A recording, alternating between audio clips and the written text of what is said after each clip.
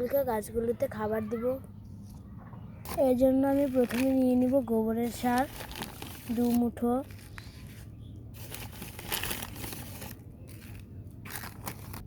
তারপরে নিয়ে নিব কিছুটা ডিএপির দানা, তারপরে নিব কিছু টিএসপির দানা, তারপরে নিয়ে নিব হলুদের গুঁড়ো,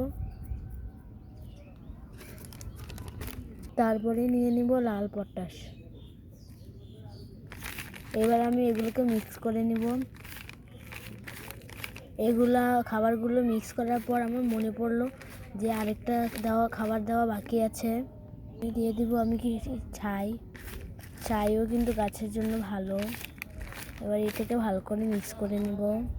আবার এটা নিয়ে নিয়েছি মাটি খোঁড়ার জন্য।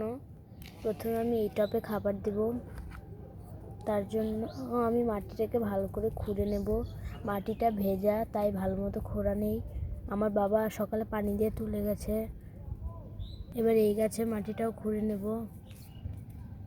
তারপরে এই গাছের মাটিটাও খুঁড়ে নেব।